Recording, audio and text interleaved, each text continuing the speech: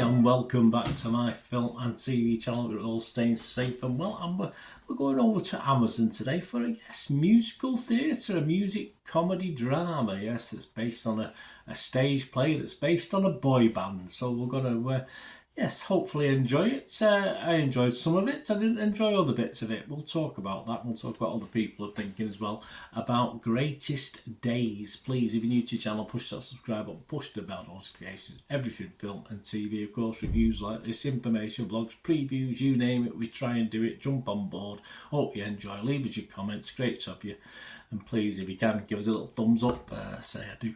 A little bit of effort goes into these, as well as watching the movie, of course, doing a little bit of homework as well on it, so give us a thumbs up or a like, be appreciated. Yes, Greatest Days, 112 minutes, I was happy with that.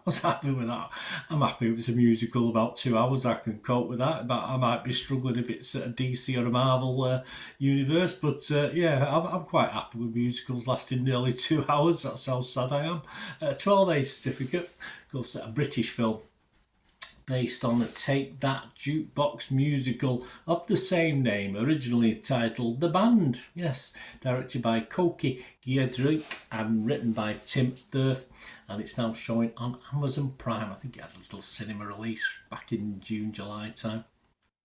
This stars, we've got old versions, we've got young versions of the characters. We've got Aileen Beer as Rachel, Laura McDonnell as young Rachel, Alice Lowe as Heather, Eliza Dobson as young Heather, Omaka Okafor as Zoe, Nandi Sawyers Hudson as young Zoe, J.D. Adams as Claire, and Carrigan Guest as young Claire. Mark Wootton plays Jeff in this one, and a few other little characters as well. Some familiar faces to UK audiences, some not so familiar. Rotten Tomatoes, what do they think? What are the critics liking about this? I'll say that I'm not going to tell you the story. The story's about a bunch of girls who obviously grow up and they get the chance to go and see their boy band in Athens, and it's a little tale about that and the background to it all and what happened with their little group as kids and now they're grown up.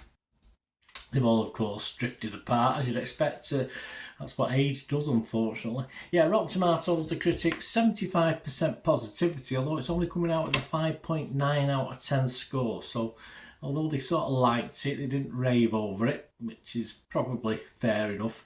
15 fresh and 5 rotten. Wendy Eyes from The Observer, she was a little bit rotten on it. She said it's a film that obediently hits the predictable story beats. It's regularly punctuated by peppy, disposable musical numbers. Yes, it's Take That, love.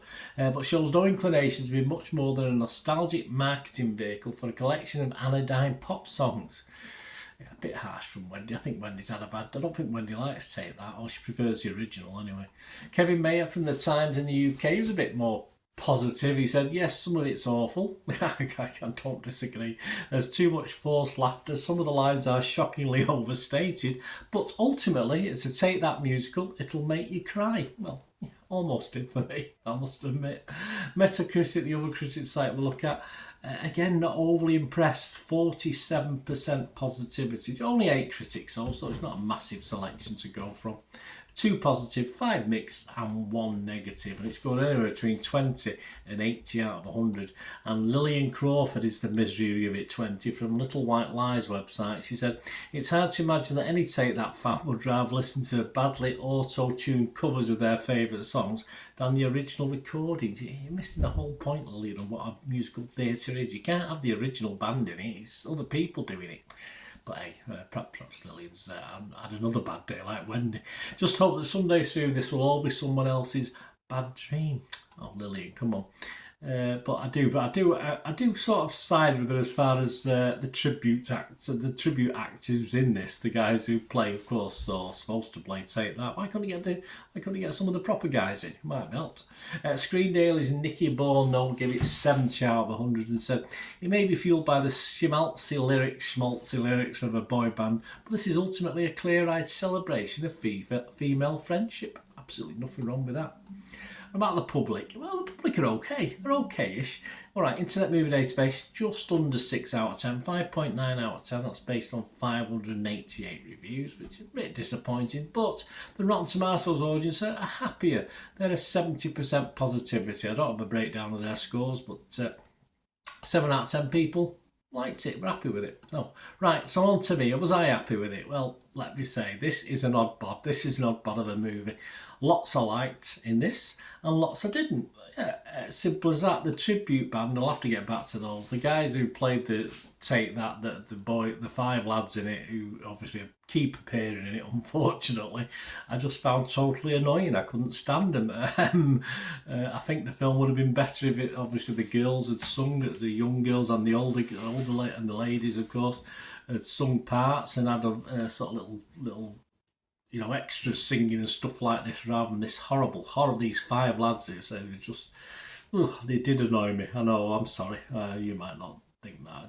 Just something about them. It didn't really work for me, and I think the film would have been better without them. It'd been done in a slightly different way, or a different group of lads, perhaps, probably. The young girls, superb, absolutely brilliant. Great. Yeah, I mean, they're sort of the shining light in the film, if you like, as far as when the girls are young. And the senior counterparts are all right, don't get me wrong, especially Aisling B, who, of course, leads the cast really well, and you can sort of believe her as a sister in a hospital, a children's hospital and stuff like that. You can sort of think that of her. And she is a good character in this, and she of the well, I'll say old, they're not old, are they, but of the grown up girls, sort of leads this very, very well, and she's all right. Her singing's not great, but that's how it should be. I don't mind that. I like it where they sing in their own voices, and they're not perfect. That's just how it is, and that's how it's. Most do half decent singers, but old Beer isn't fantastic. But why did we have those awful Take That lads? Those fakes. It's such a shame. It did totally not ruin it for me, but as I said, it just left it a bit hit and miss for me. A great ending, as I said, as one of the guys said there, it makes you cry. Well, almost tears in my eyes. I must admit that I'm a bit of a softie anyway at things like this, but yeah, there we go. Anyway, my scores on this one: Metacritic, I'd be positive. Rotten Tomatoes, I would be fresh. I can't be rotten on this. And just as a score, personally, I'm going to give this my watchable score. As I said, without the lads' involvement, it probably might have got a 6.5, 7. But I'm just going to score it a 6 out of 10, which is my watchable score for almost 2 hours. Reasonable entertainment. As I say, take the lads out, we're left with an hour. Probably might have been better actually without the lads, but all becomes an episode of the show then, doesn't it? An hour long. Anyway, thanks for watching, guys. Let me know what you think. It'd be great to hear from you. Till we meet again. That's one thing, don't I? Please stay safe, everyone. Bye for now.